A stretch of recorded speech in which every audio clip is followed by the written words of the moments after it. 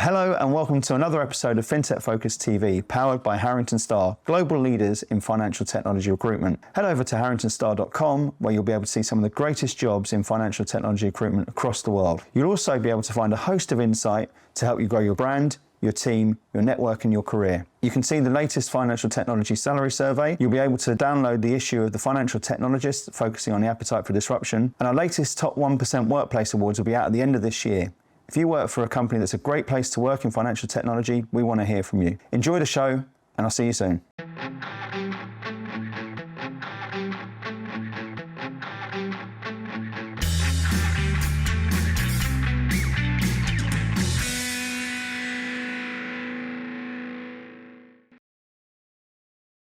Hello, and welcome to another episode of FinTech Focus TV with me, Toby. Today, I am very excited to introduce you to someone who I haven't spoken to for a number of years now, but it's always great to catch up. And really delighted to introduce you to Steve Hughes over at Quor Group. Steve, how are you? I'm very well. How are you, Toby? Very good. Thanks. That's how long it's been, right? Yeah.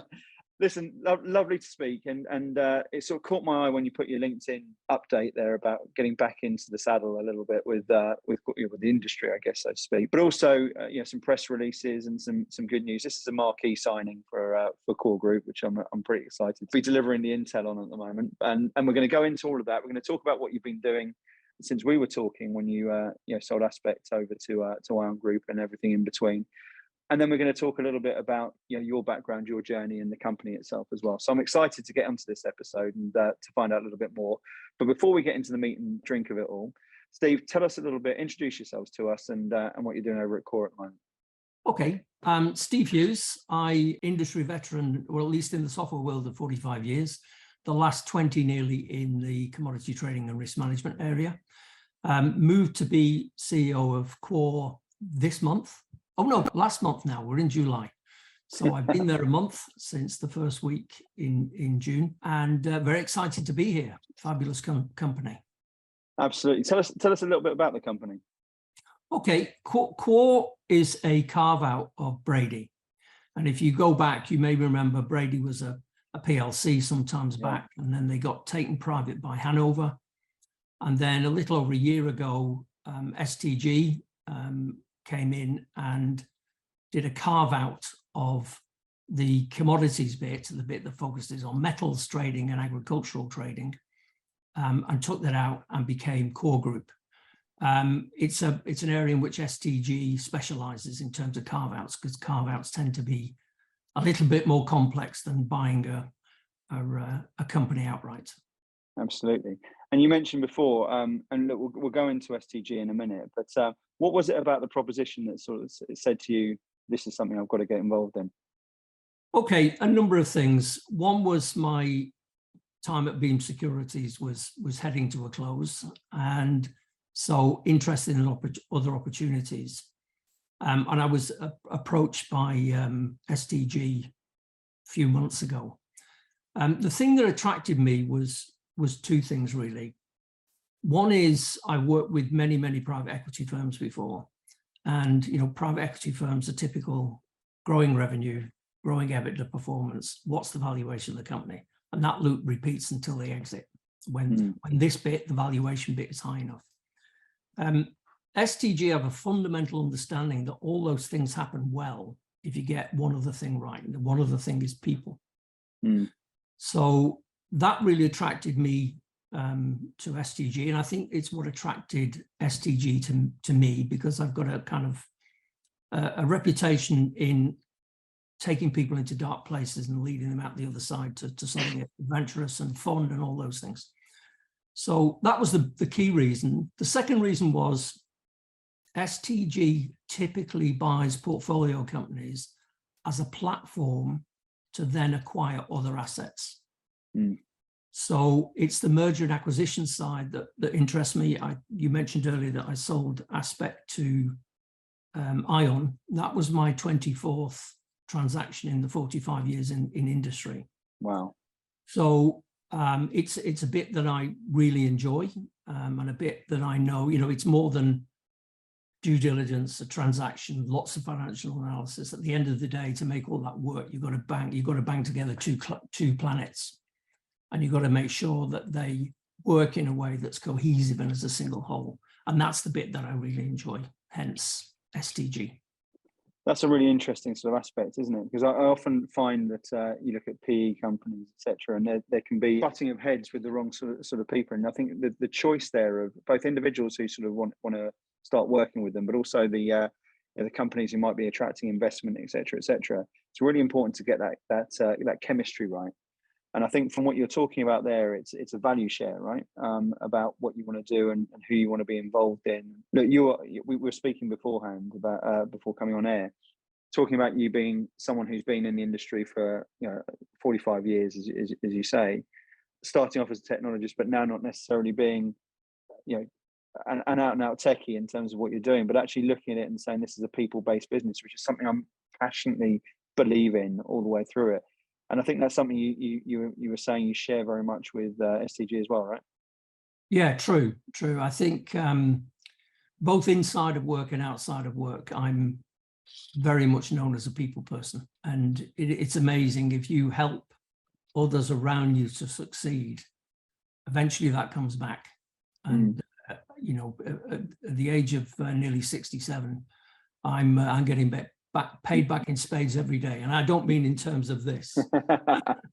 I mean, it's the joy and excitement and having a very happy, fun life. Yeah. Well, you're wearing 67 very well, first and foremost, may I say. But alongside that, that's we have a strapline under the Harrington Star logo, which says "Your success, our business," which is very much about making sure we try and grow people's networks, brands, and be of value and service alongside the sort of day job that we're talking about. And from what you're talking about there, that's absolutely part of your DNA. So talk to me about practically how that's worked out for you over the years. I guess my career's putting the tech to one side. I worked 11 years at the National Computing Centre, and there I did everything tech, from operating large mainframes that sat in monster rooms and were water cooled and all those things, right through programming systems analysis. And I eventually ran a couple of their businesses focused on 4GL languages. That's when I really understood tech. Thereafter, I guess it's characterized by working for relatively small, usually US based or US backed firms. Quor is a UK company, and I think only the second in my whole career. So working with companies that are quite small, usually very ambitious. So plans to grow, eventually to exit and find some return for shareholders. So I've done that kind of thing many times over the career. I guess the difference in that, talking about relatively short-term assignments, was aspect, because I stayed there 14 years, which was a little longer than I'd planned. But a couple of things were getting in the way back then. One of which I can't tell you about, but it was to do with profit and loss and how do you stop a company running off a cliff. And the second one was we had the 2007-2008 debacle with the finance world, and that caused a lot of grief for a lot of companies. Yeah. And it's only when companies started to emerge from that they gained the confidence to go out and buy stuff. The other thing that was interesting then was Aspect had two key, forget what it does the same as everything else, but it had two key advantages. One, it was truly cloud. It was a multi-tenanted app, one app, hundreds of companies, thousands of users using the same thing. So when you upgraded the system, you did it once and everybody got the benefit in one hit. The second thing they had, and back then that was very difficult to talk about. What are you talking about, cloud? And large IT departments were very anti-cloud because that was me losing my control to something else. Yeah, I mean, it took a long time. It took a pandemic to really get it to. It did. Yeah. But and the second thing was they had an in-memory database. So what that meant was, if you take, I won't name the company, but an extremely large American oil company, when they wanted to understand their risk position, they would hit a button only at end of day, and that complex of calculations would take 6 hours to run. If it failed, they wouldn't have the answer by start of business the next day. So traders were generally working in rearview mirror. Yeah. Aspects was real time and looked out the front so you could see what was happening, not what had happened yesterday. And again, there's a lot of new tech now that follows that same philosophy, but back then it made it really tough. But once the world started to understand what things like Quor and multi-tenanted meant, it kind of took off tremendously. And that's something when I joined Beam Securities, the renewable energy world has got some direct parallels with the oil world, as was 30 years ago. You know, it's a bit Wild Westy, and there's no solution that kind of covers the whole thing. And Beam Securities is set up to do just that, and they'll have some exciting news soon. Similarly, if you take Quor and the acquisitions, you know, I think that's the next exciting thing in the market that's going to change some fundamentals, and that's really where the attraction is to Quor and to STG, and you know, looking forward to going forward and making those changes. So talk to me about what that looks like, because you say, look, we kind of forget. I think sometimes we sort of sit there, don't look or take for granted the rearview mirror a little bit. We take for granted the fact that that tech is where it is at the moment, but you kind of you kind of don't appreciate the fact of how far we've come in quite a short space of time in terms of technology. I was speaking to someone the other day, talking about my time in the industry, 25 odd years, and yeah. I think when I first started, technology was seen very much as a cost. It was seen as something which was a necessary evil. It didn't really have a proper seat at the board table, and that accelerated very, very quickly. And then I think it sort of stalled with a few good ideas, but people, as you say, concerns about cloud and the change that was necessary, sort of thwarted a little bit, particularly in the sort of financial and commodity markets where there's a little bit more conservatism. And then all of a sudden, I think we've accelerated pretty heavily again. And I think we're just at the tip of how quickly we can accelerate even more with this sort of generational contribution or collaboration of various different technologies at the moment, which gives us an incredible opportunity to do things better, faster, more efficiently, more productively, et cetera, as I talk about all the time on the show. So talk to us about what's attracted you, because you talked there about a fairly revolutionary thing, which was, obviously to have first mover advantage and people getting on board with that to then move further forward and the difficulties therein. Talk to us about what you guys are doing at the moment that can really have that same sort of thing, and how the lessons, I guess, from Aspect can accelerate everything for you here as well. Yeah, and I think, let me be open and honest. When I years ago looked at Brady, it's seen, I'm not being rude, but it's seen as the older tech of the industry, just as, forgive me, OpenLink and TriplePoint and Allegro to some extent are all that kind of old tech stuff. So, we have to acknowledge that we too have old tech. And I think therefore the most important thing we're doing right now is dramatically changing the UI and the UX so that people have a more intuitive look and feel. It's not based on the way processes ran a long time ago. They have an easier way to use the system so they can interact very quickly with it. So that's the first thing. The second major push in what we're doing with the products is improving the APIs dramatically. And the reason for that is what you just said earlier. There's a lot of new tech around now, and it's very rare these days that a company goes for one size fits all.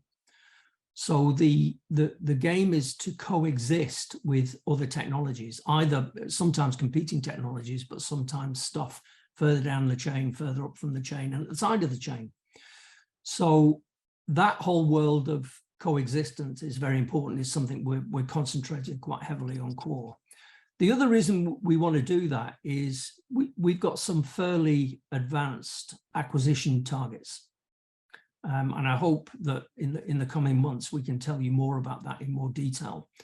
But again, if Quor's going to be part of a much broader portfolio, it's imperative that we do those two things, particularly in the API area, so that products can talk together. So that's kind of the main thing: APIs, UI, UX, and readiness for acquisition and broadening the portfolio. I think that's a really interesting sort of position to talk about as well, because this is an interesting time for acquisition. Some would say it's a very good time for the acquirer, not necessarily for the acquired. But I think the people, in my view, who are getting this right, recognise the importance of a win-win scenario in that sort of equation. Tell us about how that's going for you. I mean, look, you've obviously come in there, you've got you know, a wealth of experience in making sure that those partnerships are right as they go through. You've got a good partner there who I think get people right, as you're talking about as well. What's the secrets to getting that bit right in this sort of marketplace? Okay, I think first of all, if you look at the market over the past 15 years, say, there were only a few solutions, and those solutions were very much aimed at the very, you know, tier one of the customer industries. So people like Cargill and Trafigura and all those big guys. What didn't exist was a market for the guys in the middle, and that's because to buy an OpenLink and a Triple Point was massive, was prohibitively expensive for a smaller firm. And one of the things that the new tech entrants are doing is lowering the envelope so that the mid-range guys can have exactly what the big guys have. And that's causing a lot of change. But if you look at from going back to an acquisition standpoint, there is a lot of new tech around now. And I don't just mean, hey, it's just come off the assembly line, have a go. Some of this is reasonably well established and reasonably well understood and has some very modern advantages that frankly will be impossible to retro engineer into the older products. You know, if I go back, forget CTRM for a second, if I go back in my software career, you know, the number of people that tried to backward engineer all the new stuff into some old legacy tech almost invariably failed. Same with multi-tenanting. I don't know of a single legacy app that's successfully re-engineered for multi-tenanting. It's very difficult. Sounds easy on paper. So I think that there are lots of new targets around, and some of them are really, really quite interesting. And in fact, if I just go back to SDG for a second, one of the things that they have, which is really powerful, is they have what they call a deals team. And that team is focused on helping me. He's my shopping assistant. They're personal shopper.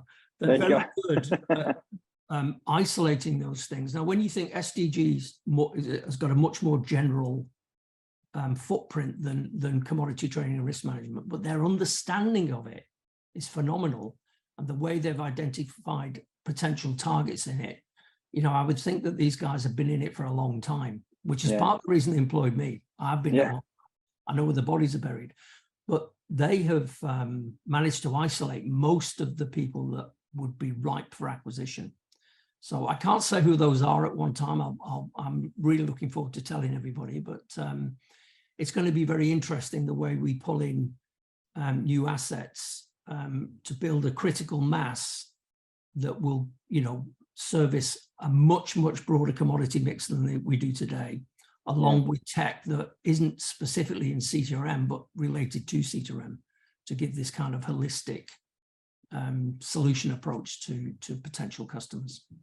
I'm interested in the CTRM space as a whole, as we're talking about. That you saw, you know, a really, I guess, competitive market 5-10 years ago, which, you know, as you highlighted before, Iron did a very good job at hoovering up and sort of enterprising the market, so to speak. From what seemed like a hotbed of innovation, it's sort of been a little bit quieter in terms of, in my mind, in tech over the last couple of years. Do you see that changing? Do you see a sort of changing the guard? What do we have in store in the space? It might be because I've got a more in-depth view of the market than you have, because many of these young companies have approached me in the past to you know, help them move to the next stage. And frankly, some of the new tech is astonishing. When you look at the amount of time these companies have been around and what they've achieved, it's phenomenal. So I think there is those things are actually more competitive, if only, forget the product, if only the organization could compete properly. Yeah. And I think one of the things STG is trying to do through picking up new assets in this way and bringing them together into the Quor Group means that we can bring that go-to-market expertise to all of those smaller companies and help them be, you know, grow and be way more successful than I think they would be with, you know, a founder owner who's very passionate about CTRM, but maybe hasn't got the track record or led 3 or 4 or 5 companies from very small to very large. Yeah. And I think that's a different skill set, and I think that's what Quor are looking for. So yeah. one of the reasons they picked me up, I can't give you the exact numbers, unfortunately, but I'm chairman of a company called Positive Energy, which provides it's an electricity supplier to businesses in the UK, not consumers, which is probably why nobody's ever heard of it. But 5 years ago, just over 5 years ago, we didn't have a license to sell electricity, and then we got it. So revenue was zero. I can tell you right now that their revenue is over £1 billion. Jeez, it's incredible. In 5 years. So, and that's not down to me. That's down to the tremendous leadership team they've got. Yeah. But when you're trying to grow like that, it needs understanding and experience in doing it. And I think that's why I say there's actually lots of really great assets out there that could compete if they're given the right environment in which to do it. And that's what STG/Quor want to do. That's an incredibly exciting sort of position, isn't it? As you say, that I think the world has got a lot more collaborative in many different ways, and certainly this world has got a lot more collaborative. And I often speak about people wanting that sort of commercial or that digital experience which they can get in their personal lives off their phone, at their day job, and at their desk. And that's about bringing the best of breed technologies into it, and micro technologies coming together. As I said, it's from having big companies who are out there competing to a sort of more fragmented space. It's quite an interesting sort of scenario. Yeah. And for you guys to be able to accelerate that sort of growth is a really exciting thing to to look at. I want to talk. You mentioned or paid dues to the fact of a sort of portfolio of things you're doing at the moment. I know Quor's the day job, but your LinkedIn page and your experience sort of runs through a various different and many wonderful sort of bits and pieces you're getting involved in at the moment. Talk to me about the modern day Steve Hughes. Tell us what you're up to at the moment. Okay, I see where you're hinting. So a number of years ago, I founded a record label called iCottage Records, and also a studio. This is one of the studios.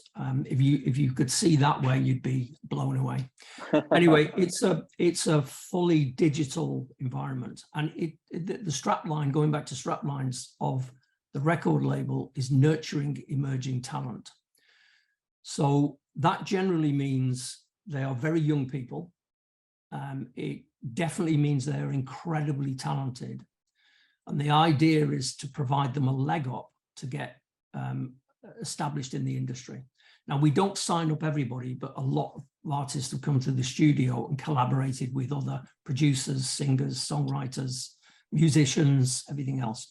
So that started a while ago, and today it takes up almost zero of my time because the artists we brought on to start with are now quite mature, and they can run this enterprise while I'm not. The only thing I get to do is, at the end of the day, is come into the studio and listen to what they produced. And I'm telling you now, what they produce still amazes me. So it's really it's charitable. It's not a charity, but it's a charitable in that the studios and the record label's not there to make money. It's there to give really talented people a leg up into the market, because renting a studio, getting hold of the right producer and all the other things can be difficult. They get to do it all for free. So if you could look on the wall on my right, you'll see a whole set of people have been through the studio. One of them 2 weeks got signed by BMG. Wow.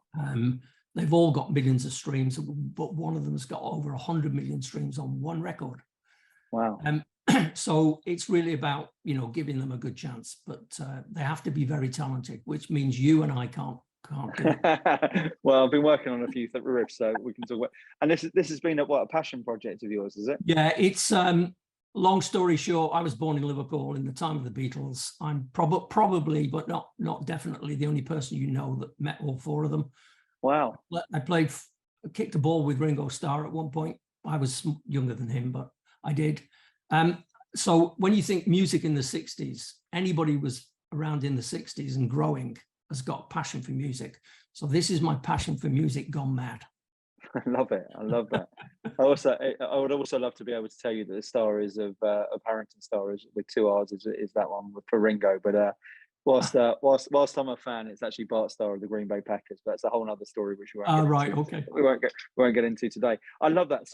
So that's been something there which you set up. It runs itself. It's in the background. You get to sit in a cool studio, doing these sort of conversations and run through all of that. What else are you involved in? I know that it doesn't finish there as well. Yeah, well, I did mention being chairman of Positive Energy, which is again another firm that's transforming tremendously. If you look at Positive Energy, when we set it up, they've now made 32 acquisitions since then. Water companies and all manner of new investments that sit alongside energy and utilities. So they're kind of rebadging as something called Positive Planet, because they're now growing so broad and deep that it's really exciting for them. So outside of that, nothing. My hobby is I play guitar very badly. I never play it when the artist... Still waiting to get signed. That's right, still waiting to get signed. But the artists don't come in till the evening. They've all got day jobs, you see. Struggling artists all have day jobs. So they're usually here in the evening, which means so you exit stage left and they come in stage right. Is that how it works? Yeah, I'm always sitting here in meetings, though, always feared that one of them's going to come in through one of the doors. Anyway, not today. That could spice a couple up. We need an outro thing to this episode, so maybe we can talk about that as well. And let's I love that all of that. So let's return back to the whole concept of where you're heading with Quor and the plan. So there's obviously this sort of soon to be announced acquisitions and changing the face of the industry, etc., etc. You mentioned people, and I've been sort of quietly impressed with who I've seen joining the business. I mean, it's kind of like, I always think of that sort of what was it, the 90s dream team in basketball that came out, and looking at some of the people who you guys have been attracting over the course of the last few months is a genuine dream team of talent within that. What's it look like for the for the rest of the year? What's it look like for where it's heading? Yeah, you are right. We've and again, this isn't down to me. This is down to the previous leadership driven by STG. So we've acquired some fantastic talent from the industry, and STG they've got a new CEO on board. We have a review weekly. We have a catch up, and they ask about the people that we have. And my answer is, well, I don't know who chose them and found them, but they're damn good. Yeah, I'm really pleased to have them. So you're dead right. Downstream, we will be making some changes in the senior leadership team. Again, I can't tell you who, but there will be changes there. But again, having a really strong management team is key to not just the health and happiness of employees, but to the success of the business as a whole. Yeah, absolutely. So we're very much focused on that. And I don't just mean the leadership team. I haven't yet gone round all the employees, but I'm spending time with each of them to shape out what it means to be in a company that's going to grow very quickly, and how exciting and joyful that can be if we get it right. So I'm spending. Because I imagine you still. Sorry to interrupt, but I imagine you still got a little bit of pull on that, isn't there? There'll be people there who crave that, and there'll be people there who are a little bit more conservative and concerned, particularly with the everything we're seeing in the mass press. How are you managing that? Definitely, because you can't. One of the things I say is that you can't. Not everybody can agree with the plan, but I do hope all employees kind of swallow their pride and go, okay, I'm going to give a bit of trust, and I'm going to support the plan irrespective. But you're right, we've got people in Quor that have been here a long time. And some changes to attitude need to be made, not because their attitude's wrong, it's just in the wrong place. This is going to be a growing, exciting journey, and change is going to be constant. That's the only way we can move forward. And today's good is yesterday's. Can we do better? Today's can we do better? So you're right. There are people like that, and I'm confident and looking for. I love working with people that are open-minded, because I like to think I am. I always tell people you can come in my office anytime you like and say, Steve, you're an idiot. I guarantee, one, you won't get fired, but two, you better come with reasons why. Yeah, exactly. Otherwise you might. Why, you might find I will listen and change. And I expect the same of everybody else. Yeah. So, you know, spending a lot of time coaching each of the team members is very important to me. And I think one of the nuggets of gold any leader can have. It's not me and other leaders that make the difference. It's everybody around. And if you can truly get the best from them, it's amazing what happens. That is also true of customers. You know, customers are people at the end of the day. Yeah. You know, even large organizations, you're generally dealing with a couple of key contacts. And it's important that, you know, we both understand each other, where Quor is failing, where it's winning, what would they have us do next? You know, sharing in some cases acquisition plans, so we can say, does this make sense in your understanding of the world? So I've already met dozens of customers in the first 3 weeks. I very shortly do a tour of America to meet some of our larger customers who are American based. So those two things are really important. So at the end of the day, it's all made up of people. It's incredible how that gets, I guess, de-escalated sometimes in people's thought processes about the people conversation. Because you're right, you know, I've been very passionate for a long time about the importance of having a great team in the business, and I think that you can have a fantastic product and an average team, and that product's never going to maintain its potential. You can have an average product and a great team, and that product can get to that sort of phase. It's something which I will preach till I'm blue in the face, and Yep. you know, till I finally exit this industry one day. One day it will be, you know, something which I'm extraordinarily passionate about. But I also think the significance of people in the equation as customers, and actually involving them, has been a common thread. I talk about it on this show quite a lot. The golden thread of the companies there that I really think have, you know, aced it, have really, you know, moved the needle, have been driven not just by saying, here's our product, this is what you've got to do with it, but it's actually listening to them and spending time. And, you know, these roadshows are incredibly important, right? Actually listen to the customers and help them and get them involved in the conversation for what they want and how you can take it further forward. I often quote the sort of Henry Ford faster horses, you know, conversation in all of this.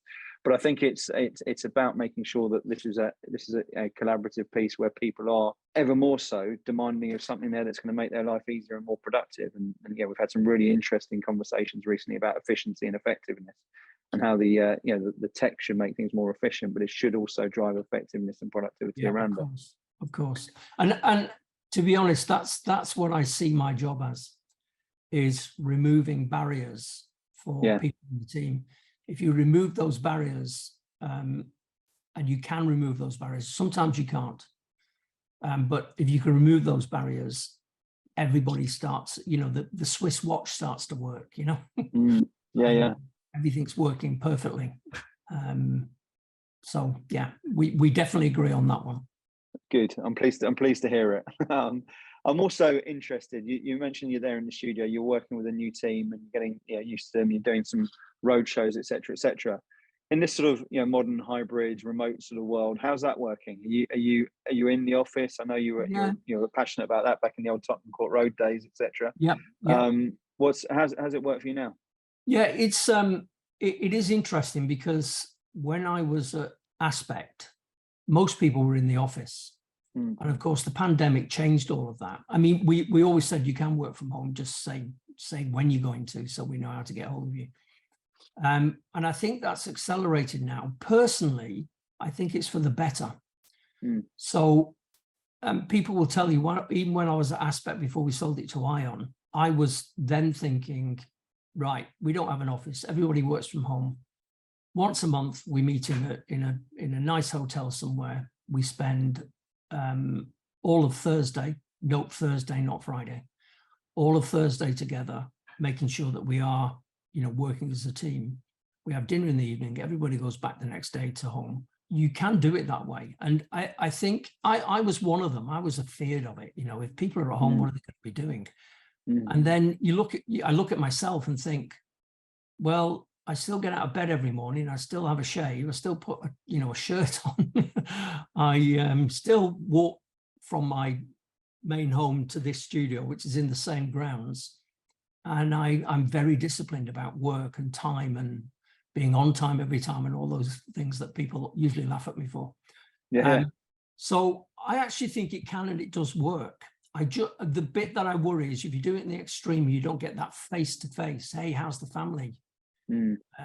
You know, The water I cooler think moments, et think cetera, those isn't it? things are, you know, those corridor talks and are important. So I think that there has to be a balance between the two.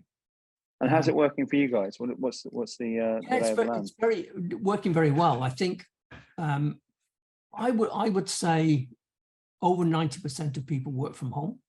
Mm-hmm. Not every day. Some days they go in, and we have 3 offices: one in Geneva, one in Cambridge, and one in London. I go in the office 2-3 days a week, so I'm in the London office tomorrow and Wednesday. But I think it's working really well. With modern tech, it kind of takes the sting out of it. So you know, I was having this conversation actually, funny enough, over the weekend. Shows how interesting I am these days. But I was talking about the whole context of, you know, would you be more productive if everyone's together? Would there be more opportunities for, you know, for people to learn, to develop, et cetera, et cetera? And I think there's definitely, you know, you mentioned the corridor conversations, et cetera, and they don't go away necessarily in a hybrid, you know, in a hybrid world. There's just less of them. However, one of the things I think has been a you know, tremendous sort of issue, particularly in the tech space over the last few years, has been retention. So you've seen software developers in particular have an average sort of tenure of 14 months. And if you can do things that allows people to, you know, stretch out another 6 to 12 months on top of that, at least, the brain drain of talent and information that goes alongside that more than makes up for the you know, the loss that I think you may have about, like, whether those conversations happen or otherwise. So I think, yeah, it's a very interesting sort of world to be populated in. A pandemic, I think, for everything that was negative around it, that's left some legacy of better ways of doing business, and long may that continue. Steve, I said that I keep a sharp eye on the clock, and I've miserably failed with that, because it's always good speaking to you. I feel like there's an awful lot more that we need to talk about, and a lot of that will be, you know, I'd love to have you back on the show, potentially, you know, with STG as well, to talk a little bit more about what your plans are and where that happens. And once you get a few of those announced, let's bring it in and you know, rerun the fun and have a little bit more time on the show with you as well, because it sounds like a really interesting journey you're going on, and it's one I'd love to help. You know, going back to your successful business, bullhorn and trumpet the news about, and do all of that as well. To finish up, give us a couple of highlights of what we can expect, you know, from the company over the coming weeks. Tell us who should be in touch with you, and what's the best way of them reaching out. Well, I think we kind of covered what's happening in the next 90 days. I think the you know, in terms of changes to the product, changes to people, and changes to the portfolio through acquisition. So that's going to keep me in particular very busy. But again, I can't do that alone. That's why I'm glad to have the team at STG, who are amazing at what they do. Some of the I'm not, you know, blowing up their whatevers, but their team on their acquisitions team is just superb. I wish we'd had that in other contexts, but we didn't. So that's going to keep me busy, and some of the core team busy. But the key focus on everybody, I tell them at every turn, is focus on customers and focus on prospective customers, so we can acquire new logos. So Quor has not been very good at acquiring new logos, but you're going to see that change quite quickly. Well, I'm looking forward to the headlines on it all. And for new customers who might be watching this and tuning in and wanting to speak to Steve Hughes and the Dream Team, what's the best way of them reaching out to you? Right, steve.hughes@quorgroup.com. If you do that, you'll get my phone number. As I tell every customer and prospect, you can ring me up to midnight any night, but you need to know where I am in the world. That's very true. Yeah, midnight changes, doesn't it? I've had a few calls at 4 a.m. in China, you know. I bet you, I wouldn't be surprised if you were taking them as well, to be fair to that. I did. That. Yeah, there you go. I'm not sure I did my best in answering the question, but I did take. You got some sort of complimentary answer to them.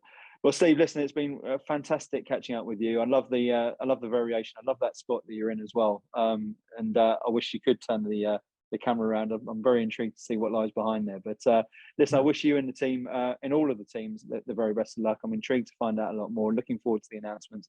I will stay tuned. And thanks for coming on the show today. And great to catch up. And thank you too, Toby. It is good to catch up. See you again soon. Will do. And thank you all for watching. We will see you soon another episode of FinTech Focus TV. Thanks a lot.